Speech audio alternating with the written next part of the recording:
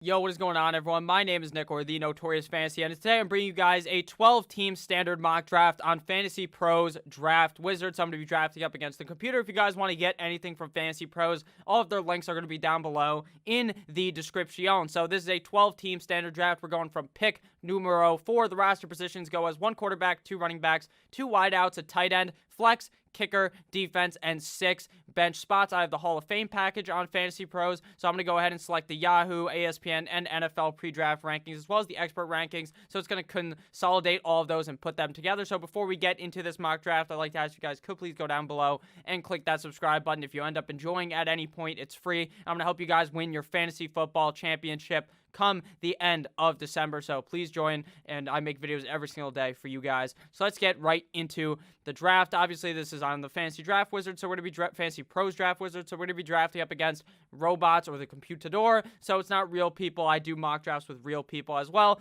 These typically can go a lot faster, not for the video's sake, because I like to go in depth and explain each pick. So as you can see on the right side of the screen, but I'm going to pull it up to be the biggest part of the screen, you can see the draft board right now. This is a 12-team draft, like I said. Christian McCaffrey, Saquon Barkley, Ezekiel Elliott. Now, since we're in a standard league, Michael Thomas will probably end up going later, since a lot of his volume is in the pass-catching game, which should be pretty obvious to you because he's a fucking wide receiver. But what I meant is a lot of his volume comes from the catching, not the yards that he gets, which obviously he's going to get a bunch of yards too. He's going to be probably the number 1 or number 2 fantasy wide receiver when the season comes to an end. But as of right now, in a standard league, I like to attack the running back position. And in standard leagues, obviously guys like Alvin Kamara, who are great pass catchers, move down. Now, Dalvin Cook is obviously ranked as the 6th guy. I have no idea where he's going to be going, to be honest with you. Right now, it doesn't seem like he's moving at all. He's going to be a guy still picked in the 1st round. But come August, if he doesn't sign anything, they don't do anything, he doesn't come out of the holdout, then maybe he moves down to like a 3rd round pick. But right now, I've seen him mostly going in the 1st round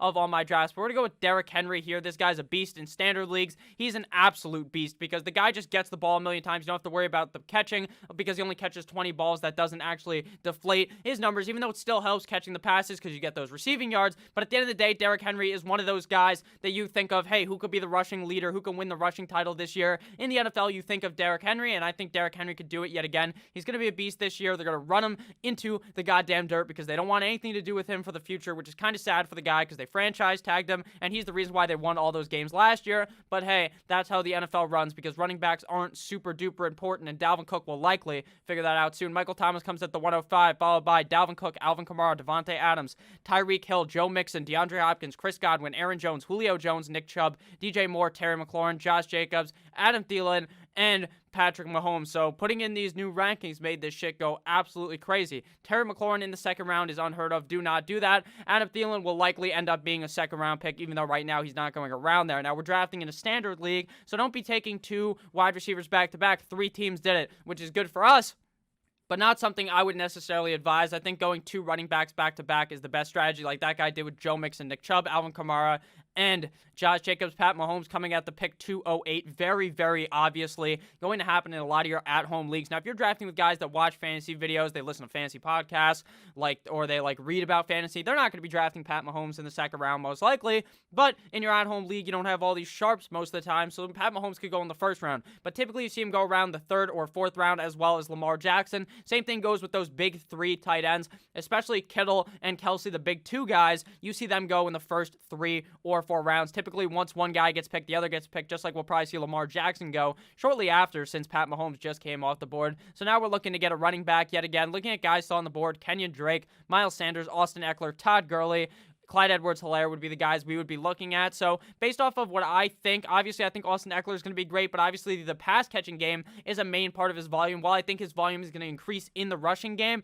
I think that Kenyon Drake is overall the safer bet. I love Kenyon Drake for this season. These guys are all that are available, are all guys ranked 8 through 12 in my rankings, so they should all be good, but Kenyon Drake to me is personally the guy I like, especially since the Cardinals looked like not that super heavy air raid offense deep down at the end of last season. They looked more likely to run once they acquired Kenyon Drake, and obviously they shipped off their other running back, David Johnson, to Houston.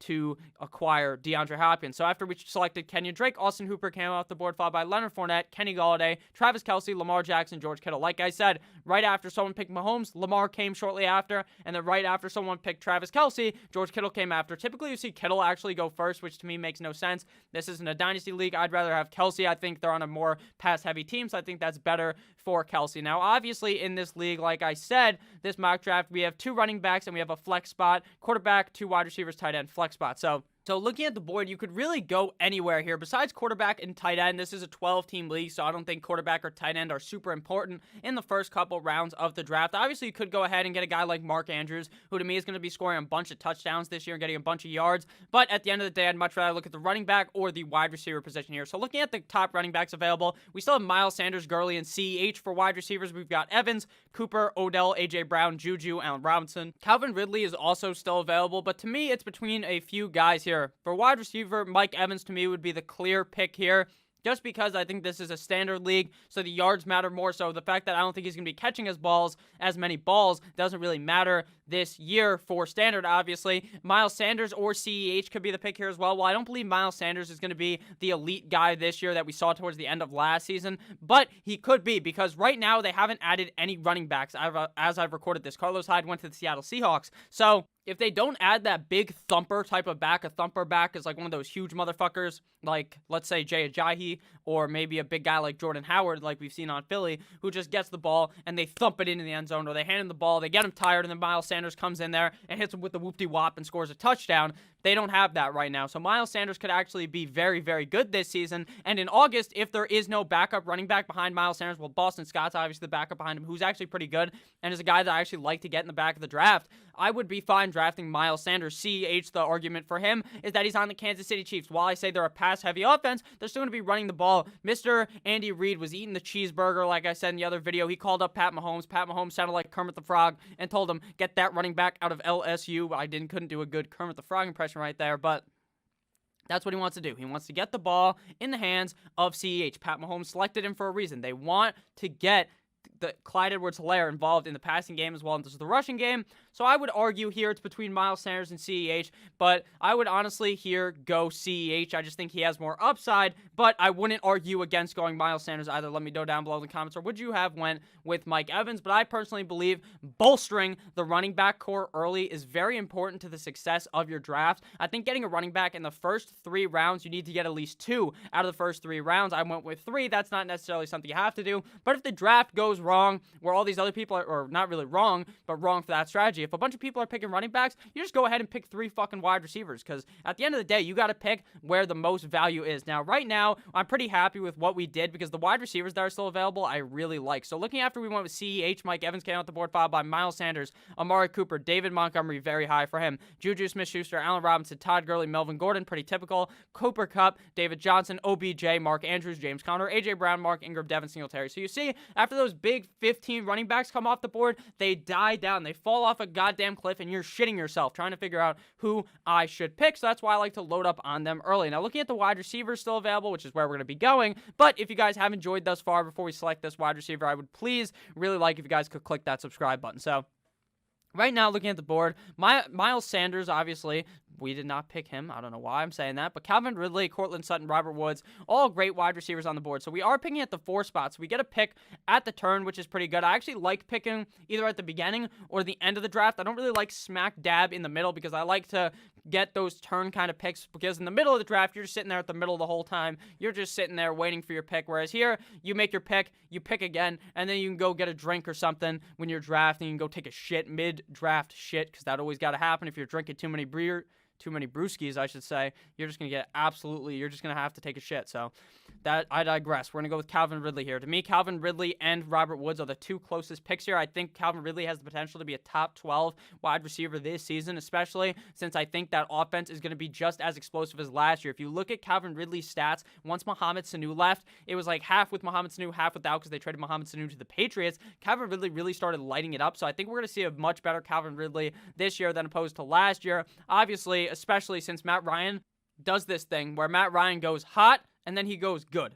Hot, good, and he had a good season last year. I think his hot season is coming up this year. So looking at the draft board, after we went with Calvin Ridley, Chris Carson came off the board, followed by Keenan Allen, Cortland Sutton, JT, Le'Veon Bell, and Devontae Parker. Le'Veon Bell I like a lot less in standard leagues due to the fact that I think a lot of his upside comes in the pass-catching game because they're going to be dumping the ball off to him a whole lot. Devontae Parker I really do not like at all as well. I really think Devontae Parker's going to have a bad season. We saw the first 8 games of last season. He was completely garbage when Preston Williams was healthy, and obviously Preston Williams is going to be healthy to start the beginning of this season. So now it is our turn to make our selection, and to me, it is very, very clear who we want on the board right here, and it's at the top. You probably cannot see it because I just realized that I have this cropped a little bit wrong. It's wide receiver Robert Woods. He's the best wide receiver available in my humble opinion. I think Robert Woods is going to have an amazing season, just like we saw at the stretch, down the stretch at the end of last year. The beginning of his season was completely garbage. This guy was one of those guys who you put in your lineup, and he absolutely took a shit all over your lineup. He did nothing, but deep down the stretch, he was doing much better. Now they're without Brandon Cooks, so it's going to be the 2 wide receivers, Kupp and Woods, and I would argue that Woods could have a better season than Kupp easily. I think both those guys have top 15 potential, so I really like Woods deep, late in the draft, and I think he's going to have an amazing year, just like Calvin Ridley, who we selected the round prior. Looking at the board after we made our selection of Robert Woods, DK Metcalf came off the board, followed by AJ Green, Darius Geis, J.K. Dobbins, Raheem Mostert, Zach Ertz, Kerryon Johnson, Deshaun Watson, T.Y. Hilton, Dak Prescott, Cam Akers, Darren Waller, Kyler Murray, Hayden Hurst, Kareem Hunt. So Hayden Hurst is really skyrocketing up draft boards. I've seen it already on drafters, drafting against real people. It's fucking sad because I love Hayden Hurst so much. He's going to become one of those 6th round picks. He's not going to be a sleeper coming in the next couple of months. I can just see him really rising there. I don't understand the love for AJ Green. I understand the guy might play this year, but he's as injury prone as it gets, so don't be drafting AJ Green. I love Kareem Hunt's value right there at the 608. I think he's very safe, even in a non-PPR league, due to the fact that if Chubb was to get hurt, he's a potential top 5 guy. And even with Chubb in the game, I think he's going to see a lot more rushing opportunities than last year. I really hate Darius Geis. I don't see any reason in drafting him. I know there's going to be people, oh, if Darius Geis could stay healthy, he's going to be so great. But their backfield is cluttered as fuck. There's just too many guys in that backfield for me to even really want to touch a guy who's so injury prone that early. I mean, I've seen him go even a bit later than that, and I still don't really like his value regardless of where you get him. If you've noticed, a lot of tight ends have came off the board as well as a decent amount of quarterbacks. Very typical to your at-home league. We're going to be seeing tight ends and quarterbacks go very fast, whereas in these expert type of leagues, not even an expert league, but in some of these drafts you see that I'm in, these other people are a lot more prone to just wait on those positions, which is what you should do, but not a lot of people do it. Now, Sony Michel's actually a very interesting case right now. I'd like to click on him and read what it says about him because he ended up getting hurt and he had to have surgery. He had foot surgery that got underwent in May, so who knows if he'll be able. They're saying he might be on the PUP list, which means physically unable to participate in practice, so that's very worrisome. Does that affect me drafting him? It wouldn't in this type of a situation where I already have 3 running backs, but if I only had 2, I think I would really stay away from Sony Michel. So right here, we're going to go ahead and select him since I think he's our best bet to becoming a running back that we could put in our flex spot if anything happens. But what I'm saying is if you're taking him as your running back too, I wouldn't feel super happy doing it, especially since I'm not sure he's going to be able to begin the season actually healthy and be able to play. So if we're looking at the board right now, after we went ahead and selected Sony Michel, DJ Chark came out the board, followed by Deebo Samuel, DeAndre Swift, Stephon Diggs, Marlon Mack, and Russell Wilson. So right now, we're probably going to be looking to acquire our 3rd wide receiver before we even touch the tight ends, because even though my favorite tight end sleeper in Hayden Hurst is already gone, I still think we can go ahead and find a tight end late that I like. So right now, look at the board. Jarvis Landry still available, Michael Gallup, Tyler Boyd, Hollywood Brown. Now, Tyler Boyd's a guy who I just view as a very safe option. I think he's going to be racking up a whole lot of yards this year, as well as touchdowns. There are some other players here, too, that I also like. I think Julian Edelman is worthy of a pick here late in the draft, but I think he may be able to fall to us. Hollywood Brown, also obviously kind of worth a pick, but he's more of one of those boom or bust kind of picks. You throw him in the flex, either he's going to blow up in a game with Lamar, or he's going to absolutely play like shit, like we saw at the end of that we saw all of last season. So I think I kind of worry about that, but at the end of the day, I wouldn't mind going Hollywood Brown here.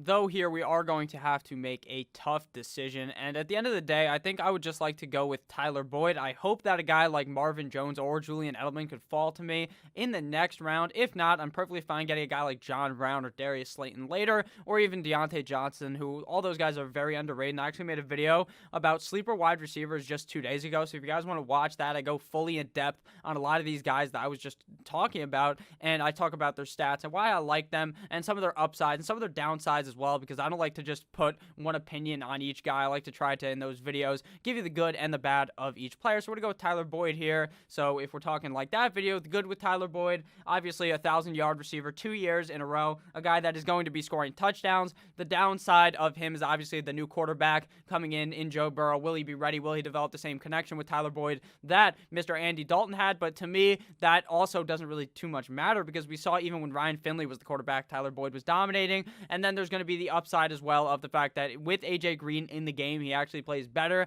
than without A.J. Green, but his numbers are still very high regardless. So we're going to go with Tyler Boyd here with our 7th overall pick. So right now, looking at our team on the left side, obviously it's a bit faded. We have Derrick Henry, Kenyon Drake, Calvin Ridley, Clyde Edwards-Helaire, Sony Michel, and Tyler Boyd through 7 picks. So now we are on our 8th pick of the draft. Looking back at the draft board, Tyler Boyd came out the board, or not Tyler Boyd, Tyler Higbee, after we selected Tyler Boyd, then Josh Allen, Jordan Howard, Thomas Brady, Daniel Jones, Jarvis Landry, Matt Ryan, Phillip Lindsay, Michael Gallup, Ronald Jones, Will Fuller, Keyshawn Vaughn, Tevin Coleman, Christian Kirk, Hollywood Brown, and Alexander Madison. So interesting, Dalvin Cook went at the 106, and Alexander Madison went at the 808, which is kind of notable because the guy before him had the chance to pick his handcuff in Alexander Madison. If you draft Dalvin Cook, even before this holdout situation, I was telling you guys, please draft Alexander Madison.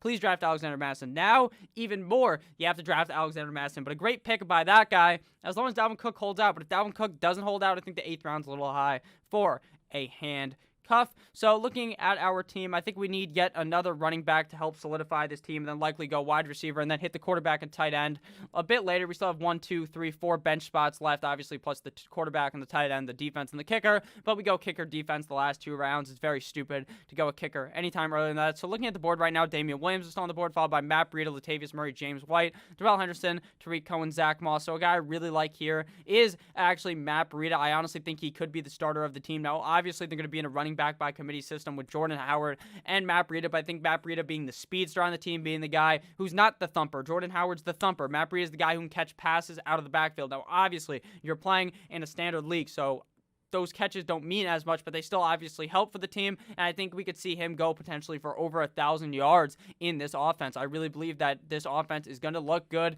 even though the O-line is obviously worrisome because they had to draft all new guys and bring in a whole new line, so that obviously doesn't mean that the line's going to be that much better, but for the future it should be, but not necessarily for this year. So now we are up to bat yet again, and here we can easily get one of my favorite late-round wide receiver picks in Darius Layton or Deontay Johnson. I even still like Mike Williams. I think Deontay Johnson is the guy I like the best out of here, but I would not be. He's probably the less safe than Darius Layton. I think Darius Layton is safe because he has that connection with Daniel Jones. We will see him likely get a lot of targets, even though he's not necessarily the wide receiver 1 on the team. The wide receiver 1 is likely a guy like Sterling Shepard or Golden Tate, but with Deontay Johnson, he's clearly not going to be the one if Juju Smith-Schuster stays healthy, and he obviously has the unknowns. Does Big Ben look for him? Obviously, we see him blow up. We saw Deontay Johnson blow up with Duck Hodges and Mason Rudolph under center. So do we see that same connection? So he's a bit more risky, but I think late in the draft, I'd like to take that risk and go and get Deontay Johnson. But I wouldn't argue against either guy here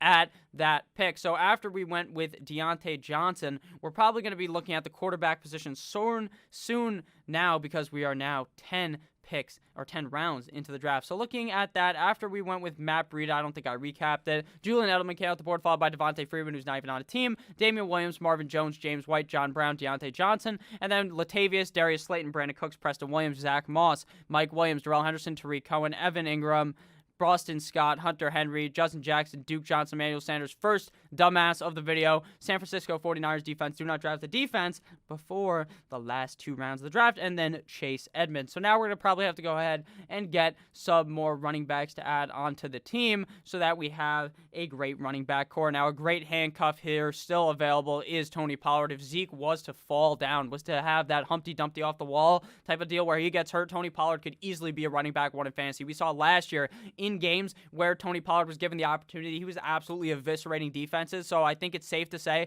that if Zeke goes down, Tony Pollard is one of the best handcuffs in the game. EA Sports style, it's in the game. So after we went with Tony Pollard, we can look at the board real quick right here. After we went with Tony Pollard, Pittsburgh Steelers defense, N'Keal Harry, AP, Sterling Shepard, McCole Hardman, Naheem Hines. Now, I know I called that guy an idiot for drafting a defense early, but in your at-home league, you could see a defense going like the 8th round, and it wouldn't even phase me because people are just stupid and do that. The reason why you don't want to do that is because you want to draft the defense in the last 2 rounds that are playing against an easy opponent week 1, and then week 2, if they have a harder opponent on offense against them, you just cut them, find a new one. I make videos about that every single week, so it's very easy to follow along with. So looking at the board here, we're probably going to go ahead and attack another wide receiver or running back here, probably a running back because this is going to be our last pick before we got to get our quarterback, tight end, defense, and kicker. We actually waited a while on tight end, so going tight end might be the better pick here because we have a lot more of the swing based after this. We're not on the swing because we just picked, and then we pick again, and then we wait a while until we get to pick again, so we'll probably end up going tight end here. Tight end still available: Jared Cook, Austin Hooper, Rob Gronkowski, Noah Fant, Mike Gesicki. Now, I argue all the time Rob Gronkowski is a terrible pick. And I still kind of agree with it because I don't think he's going to play the full 16 games. But right now at this value, normally he goes in like the 8th round. I will happily take him here and hope he gives me a solid like 8 games of production. And then at the end of the day, you're probably going to have to end up cutting him because he's going to get hurt. And he hasn't played a full season. If you look here, since it shows all the way up to 2013, notice how none of those are full seasons. So that's kind of scary. But hey, him and Tom Brady have a great connection. And in Tampa Bay, I'm sure Bruce Arians will be able to dial up the play calls to get Mr. Rob Gronkowski the ball. One of the greatest tight ends of all time, still playing the game now. So CeeDee Lamb comes off the board after we selected Gronk. Giovanni Bernard, Anthony Miller, a great wide receiver sleeper that I like. And Jamison Crowder, Anthony McFarland, shout out to Booger. Baltimore Ravens defense: Golden Tate, Curtis Samuel, Austin Hooper, Carson Wentz, who I like late, but I don't love him. A lot of people really buy into him. I just worry about his health concerns. Royce Freeman, Robbie Anderson, Aaron Rodgers, Jared Cook, Malcolm Brown, Jamal Williams. Right here, we're probably looking quarterback. And if I'm being honest with you guys right here, probably multiple teams have 2 quarterbacks. They don't in this draft. So you probably are going to be stuck with a guy like Kirk Cousins, who I really think has a lot of upside. I really like Drew Lock as well. Same with Gardner Minshew. So those would be the guys I would be targeting. But obviously here, Drew Brees is here, so that's the clear pick here. I think him and Stafford are close, but I think Brees just has that upside of you're not really too worried about the back, whereas with Stafford, you're worried about his back injury and if he's going to be able to stay healthy throughout the whole season, which we saw affect him last year. Obviously only played in 8 games in the season before that. He played the full 16, but the back was causing him to play not too hot. After we went with Drew Brees, Alshon Jeffrey, Noah Fant, Buffalo Bills. No one circles the wagon like the Buffalo Bills: Matthew Stafford, Dallas Goedert, and Anthony Gibson. So here we're going to go ahead and select our final player, running back A.J. Dillon, the handcuff for Aaron Jones, you would hope, but you never know. Jamal Williams could still be seeing touches. If he goes down, he probably will. It might be a split, but A.J. Dillon looked huge on that Twitter picture, so that boosts him up the rankings. It actually doesn't, but I think that he could be a guy seeing a lot of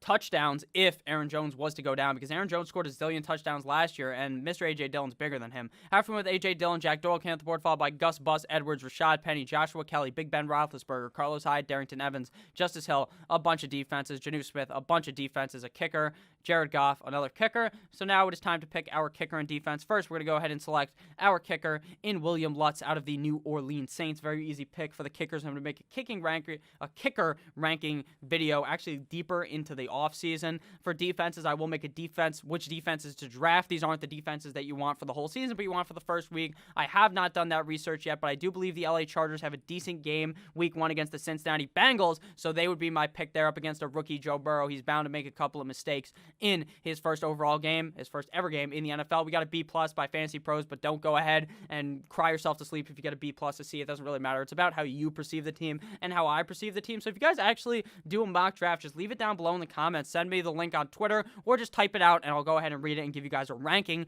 down below in the comment section. I will be doing that as well for your whole roster come August, give you guys a ranking and tell you guys maybe some things you might want to add or cut from your roster, or even do some trades. So our final roster here: quarterback Drew Brees, running backs are Derrick Henry, Kenyon Drake. Our wideouts are Robert Woods, Calvin Ridley. Our tight end is Gronk. Our flex is CEH. Defense and kicker don't really matter. Sony Michel, Tyler Boyd, Matt Breida, Deontay Johnson, Tony Pollard, and A.J. Green comprise of our bench. And by A.J. Green, I mean A.J. Dillon, because we are not drafting A.J. Green on this channel. That guy is a fucking bum. So thank you guys all for watching this video. If at any point you ended up enjoying, make sure to click that subscribe button down below. If you laughed or if anything, just let me know down below in the comments. And if you guys want to shout out, leave down below the code Dorito, and I will shout you out in a future your video. I typically do all the shout-outs from a couple of videos in a row, all in one video a couple of days later. So thank you guys all for watching this video. I love you all. Have a great rest of your guys' day, and I'll see you guys tomorrow with yet another banger of a video. Goodbye.